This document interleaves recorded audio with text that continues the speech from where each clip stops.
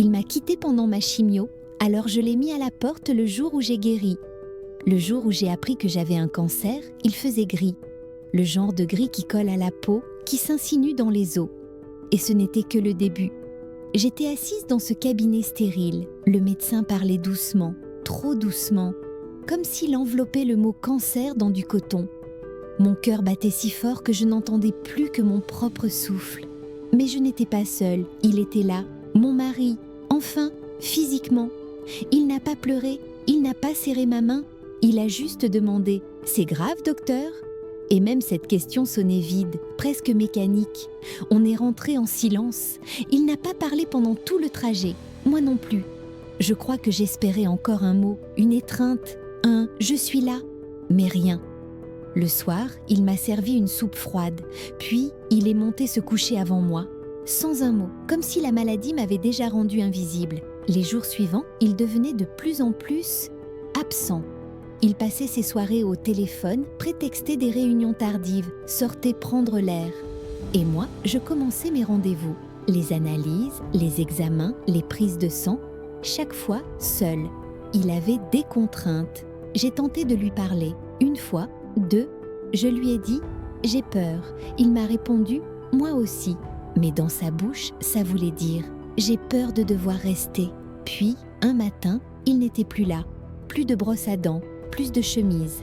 Juste un mot sur la table. « Je n'ai pas la force, je suis désolée, prends soin de toi ». Je l'ai relu 5 fois. Il n'avait même pas signé, pas de prénom, pas de promesse. Juste une absence en lettres d'imprimerie. J'ai regardé autour de moi, notre maison, nos photos, nos souvenirs. Et j'ai compris, j'étais seule, vraiment seule, pas juste malade, pas juste fragile, seule, abandonnée, au moment où j'avais le plus besoin de quelqu'un. J'ai fermé les volets, j'ai bu une tasse de thé et j'ai dit à voix basse « Alors ce sera moi seule, et je reviendrai plus forte. » Ce que je ne savais pas encore, c'est que le jour où je guérirai, il reviendrait. Et cette fois, c'est moi qui lui dirai « Dehors ». Je l'ai rencontré un mardi. Il pleuvait. Il avait oublié son parapluie et moi j'en avais 2. C'était peut-être un signe. Il s'appelait Paul. Regard franc, sourire timide, voix posée. Il m'a plu tout de suite. Pas pour son charisme, pour sa stabilité. On s'est mariés 2 ans plus tard. Pas de grande cérémonie. Juste nous 2, quelques amis, et l'idée qu'on serait plus forts ensemble. Paul n'était pas passionné, ni démonstratif. Mais je croyais qu'il était fiable, qu'il resterait, quoi qu'il arrive. C'était ça, ma définition de l'amour à l'époque. Rester. J'ai géré la maison, lui, les comptes. On avait notre routine, nos habitudes, le café du dimanche, les films du vendredi soir. Rien d'extraordinaire, mais une constance. Il oubliait les dates, les anniversaires, les mots tendres. Mais je pardonnais, je me disais, il montre l'amour à sa manière. Quand j'étais fatiguée, il me disait de me reposer, mais il ne posait jamais de questions. Il ne voyait pas ce que je ne disais pas. Je portais le couple à bout de bras, sans le savoir. C'est ça, le piège. On confond le silence avec la solidité, l'absence de cris avec la paix.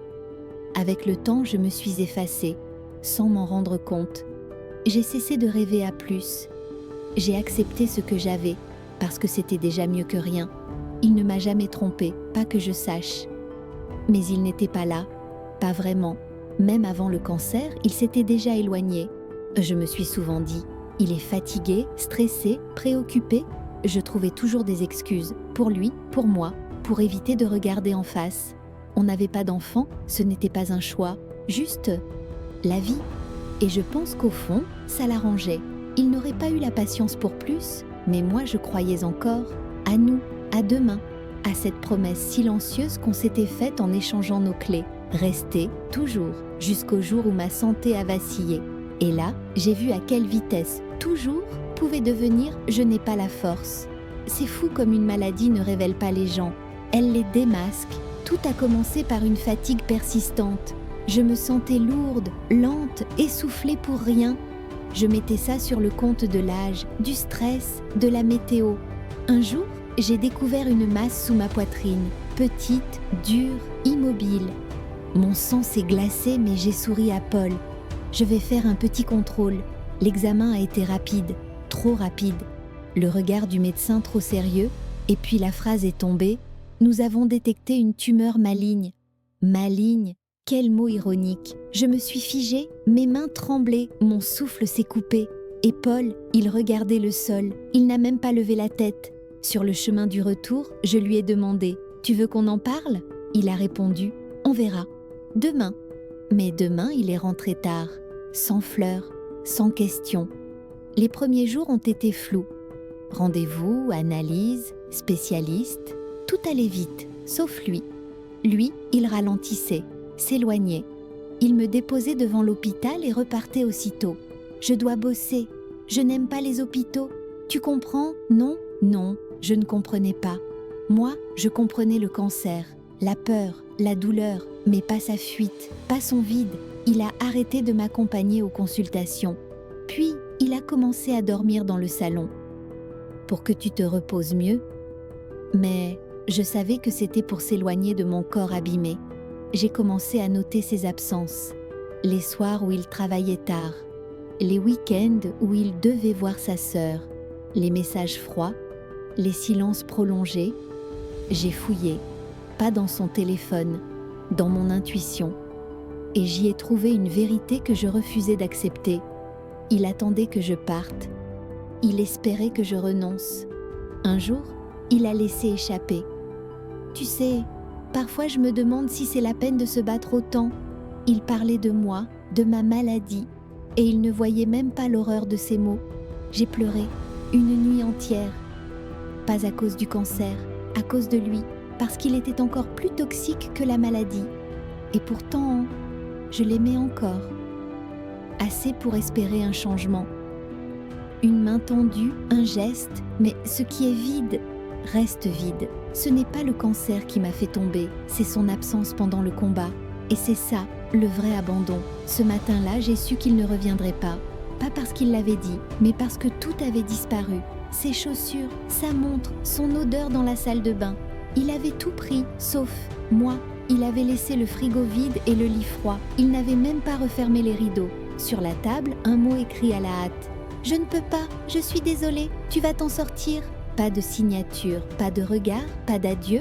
Je suis restée debout longtemps, le mot à la main, dans la cuisine, comme si mon cerveau refusait de comprendre ce que mes yeux voyaient.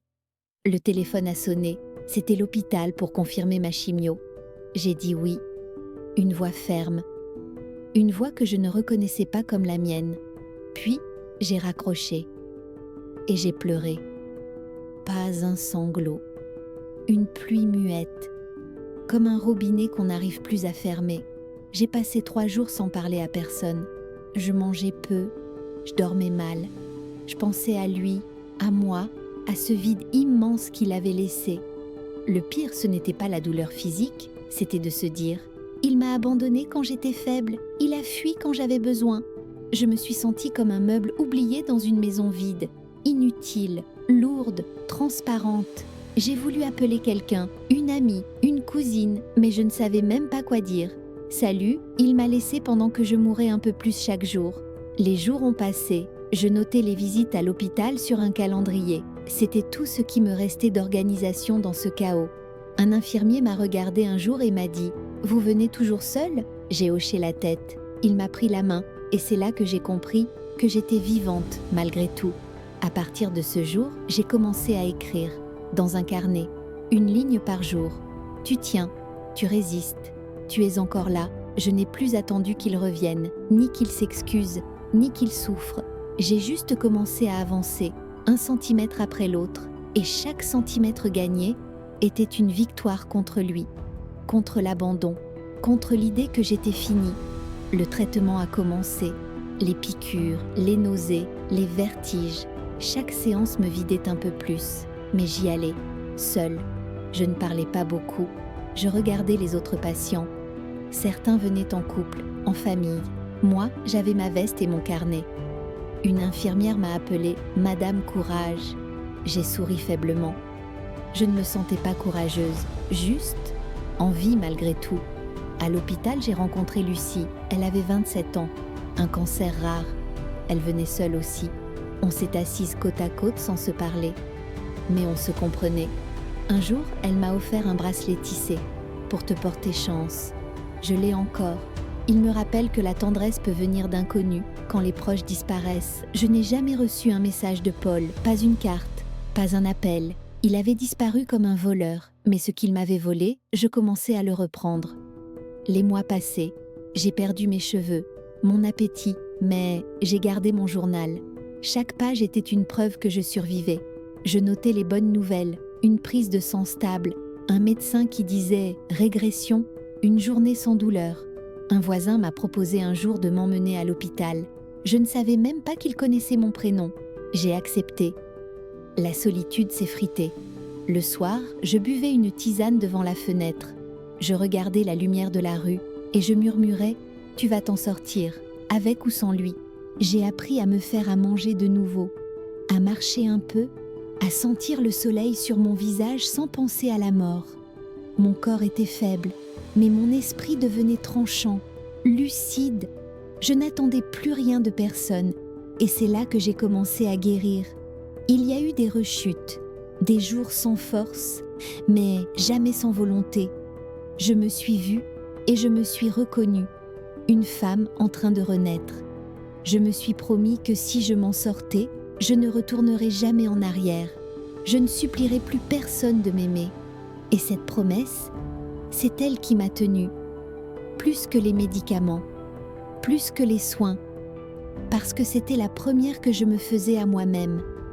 Les médecins ont commencé à parler de rémission, prudente, lente, mais réelle. Mon corps reprenait peu à peu possession de lui-même. J'avais perdu du poids, des cheveux, de l'énergie, mais j'avais gagné autre chose, une lucidité nouvelle, une forme de paix dure comme le roc. Un jour, ils m'ont dit « Vous pouvez rentrer chez vous, on vous garde en suivi, mais le traitement actif est terminé. » Je me suis mise à pleurer. Pas de peur, de soulagement. Je suis rentrée dans notre maison, enfin, ma maison. Car pendant tout ce temps, j'avais vérifié les papiers. L'acte de propriété n'avait jamais été modifié, tout était à mon nom. Mais la plus grande surprise, c'était lui, Paul, dans la cuisine, comme si de rien n'était, assistant confortable, comme s'il n'était jamais parti. Il a levé les yeux, surpris, un faux sourire. « Tu es rentré, tu vas mieux, c'est merveilleux !» Il a voulu m'embrasser, j'ai reculé. « Tu vis ici maintenant ?» ai-je demandé, sèche. Il a haussé les épaules. « Je pensais que tu comprendrais. J'avais besoin de temps. Besoin de temps, pendant que je luttais pour vivre, pendant que je pleurais seule dans un lit d'hôpital. Il avait besoin de temps. » J'ai regardé la table, il avait déplacé les meubles, mis ses affaires, changé les rideaux, comme s'il effaçait tout ce que j'étais. « Tu n'as pas répondu à un seul message ?» ai-je dit. Il a répondu « J'avais peur, je ne savais pas quoi dire. » L'excuse des lâches. J'ai dormi ailleurs cette nuit-là, chez Lucie, mon amie de chimio. Je ne voulais pas respirer l'air qu'il polluait. Le lendemain, j'ai commencé à planifier. Tranquillement, pas par vengeance, par propreté. Je voulais récupérer mon espace, ma vie, mes murs. J'ai ressorti l'acte de propriété. J'ai appelé une avocate. Je lui ai dit « Je veux qu'il parte, légalement, définitivement. » Elle a vérifié. « C'est à votre nom, madame. Vous pouvez lui demander de partir à tout moment. Vous êtes dans votre droit. » Et ce droit-là, j'allais l'utiliser. Non pas pour lui faire du mal, mais pour enfin me faire du bien. Je l'ai trouvé dans le salon. Télé allumée, piano posé sur la table basse. Il riait devant une émission de cuisine. J'ai éteint la télé sans un mot. Il a levé les yeux, agacé. Puis, il a vu mon regard. Là, il a compris. Ce n'était plus moi qui revenais, c'était moi qui le regardais partir. « Paul, j'aimerais que tu partes, immédiatement. » Il a ri, nerveusement. « Tu plaisantes, là ? C'est chez moi aussi. » J'ai posé les papiers sur la table. Titre de propriété, mon nom seul, aucun transfert, aucun droit pour lui. « Tu n'as pas le droit de faire ça, » a-t-il murmuré. J'ai répondu « J'ai justement tous les droits, et toi, aucun. » Il a tenté la carte émotionnelle. « Je sais que je t'ai blessé, mais j'étais perdue. J'ai paniqué, j'ai regretté, je t'aime encore. » Je l'ai regardé, longtemps. « Tu m'aimes ? Tu m'as laissé pendant que je combattais la mort. Tu ne m'as pas aimé, tu m'as fui. » Il a changé de ton, plus second. « Tu ne peux pas me mettre dehors, j'ai vécu ici. » J'ai haussé les épaules. « Tu as vécu sur moi. Maintenant c'est fini. Il m'a accusée d'être cruelle, froide, ingrate. J'ai souri. Tu m'as appris à être seule, et maintenant que je le suis, tu ne supportes pas. Il a lancé un verre contre le mur. Il s'est brisé. Moi, non, j'ai ramassé les morceaux sans un mot. Il n'avait plus aucun pouvoir sur moi. Tu vas le regretter, a-t-il dit. Tu n'es pas prête à vivre seule. J'ai répondu. Je l'ai déjà fait, et je n'ai jamais été aussi vivante. Il a voulu rester une nuit de plus. J'ai dit non. Mon avocate m'avait tout expliqué. Je pouvais faire appel à un huissier si nécessaire. Finalement, il a pris ses affaires. Lentement, il m'a lancé un dernier regard. Ni haine, ni amour. Juste l'échec. Je n'ai pas fermé la porte derrière lui. Je l'ai laissée ouverte pour que le vent emporte ce qu'il restait de lui dans ses murs. Et quand le silence est revenu, il n'était plus pesant. Il était doux. C'était le son de la justice. Le son d'un espace redevenu à moi. Le lendemain de son départ, j'ai ouvert toutes les fenêtres pour que l'air circule, pour que les odeurs changent, pour que la vie reprenne. J'ai arraché les rideaux qu'il avait choisis, trop sombres, trop lourds. J'ai mis des voilages clairs, de ceux qui laissent passer la lumière et l'espoir. J'ai vidé les placards, jeté les assiettes cassées, donné les tasses qu'il aimait, gardé seulement ce qui me parlait encore. La chambre, c'était la pièce la plus dure. Le lit portait encore la forme de son absence. Alors je l'ai déplacé, puis j'ai changé les draps. Neufs, blancs, j'ai peint un mur, moi-même. Une couleur douce entre lavande et cendre. Je voulais que cet endroit me ressemble, enfin. Sur une étagère, j'ai mis mes carnets de chimio. Pas pour pleurer, pour me souvenir de chaque bataille gagnée, de chaque silence surmonté. J'ai accroché une photo de moi, seule, souriante, cheveux courts, yeux brillants. La femme que j'étais devenue, sans lui. Le salon, je l'ai vidé de sa télé, de ses fauteuils en cuir froid. J'ai mis des coussins, des plantes, une lampe à lumière chaude. Chaque objet déplacé, chaque tableau accroché était une déclaration. Je suis chez moi, je vis et je choisis. J'ai invité Lucie. On a bu un thé à la menthe sur le balcon. Elle m'a dit « C'est beau ici, on sent que c'est toi ». C'était le plus beau compliment. Je me suis surprise à fredonner. Une chanson que je n'écoutais plus depuis des années. Elle parlait d'aube, de renaissance, de peau neuve. Je dormais mieux, je mangeais mieux et je respirais, sans culpabilité, comme si mon propre oxygène m'était enfin revenu. Je ne cherchais plus à remplir les silences, je les écoutais. Ils me parlaient doucement, ils me disaient « Tu as survécu, tu peux maintenant vivre ». Cette maison, ce n'était plus un souvenir, c'était un départ, une base, un abri qui portait mon nom, mais surtout mon histoire. Et chaque matin, en ouvrant les volets, je murmurais « Merci d'être parti, Paul, c'est en partant que tu m'as enfin rendu à moi-même ». Je me suis réveillée un matin avec une pensée nouvelle. Je n'attendais plus rien de personne, et pourtant je me sentais remplie. Le silence de la maison n'était plus vide, il était habité par moi, par mes rituels, par mes petits plaisirs. J'ai repris la peinture, juste quelques traits, juste pour voir la couleur s'étaler sous mes doigts. La vie aussi est faite de nuances. Je me suis inscrite à une bibliothèque. J'y allais 2 fois par semaine. Je lisais des histoires de femmes fortes. Je m'y reconnaissais. J'ai acheté un miroir neuf, pas pour me regarder comme avant, pour me voir vraiment. Les rides, les cernes et cette lumière au fond des yeux. J'ai croisé des voisines. Elles m'ont dit que j'avais bonne mine, que j'avais changé. Je répondais simplement « Je me retrouve ». Un jour, au marché, un homme m'a souri. J'ai souri aussi, sans attente, juste le plaisir simple d'un regard bienveillant. Je n'étais plus en guerre, ni contre le passé, ni contre moi-même. J'étais en paix, et c'est ce qui me rendait forte. J'ai recommencé à cuisiner, pour moi, pour le goût, pour le geste, pour prouver que j'étais toujours capable de nourrir la vie. J'ai acheté une paire de chaussures rouges, inutiles, inconfortables, mais belles. Elles m'ont rappelé que je pouvais encore être légère. Certains soirs, je me parle à voix haute. Je me dis « Tu as traversé la mort sans mourir, tu as aimé sans retour, et tu es toujours debout ». Je n'écris plus par douleur, j'écris par joie, des phrases simples, des souvenirs heureux, des projets petits mais vrais. Ma maison est calme, mon cœur aussi. Je n'ai plus besoin de prouver ma valeur. Elle se voit dans chaque pas que je fais. J'ai compris que l'amour qui sauve, c'est celui qu'on se donne quand plus personne ne vous tend la main. Et aujourd'hui, je ne cherche plus à être sauvée. Je suis ma propre terre ferme. Si tu m'écoutes aujourd'hui et que tu as déjà été abandonnée, sache que tu n'es pas seule. On ne parle pas assez des femmes qu'on laisse tomber quand elles tombent malades, comme si la douleur effaçait notre humanité.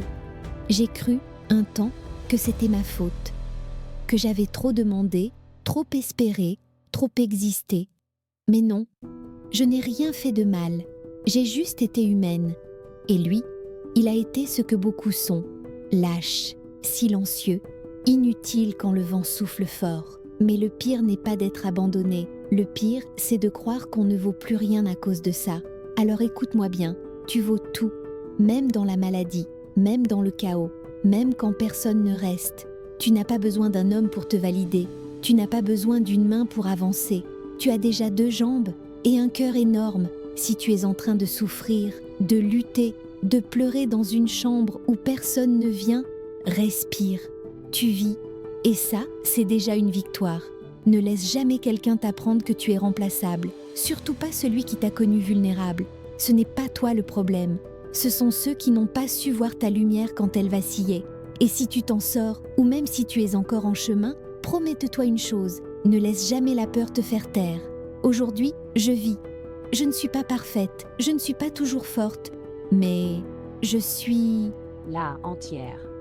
J'ai reconstruit ma maison, mon corps, mon cœur et tout cela sans lui, sans le regard, juste avec ma vérité.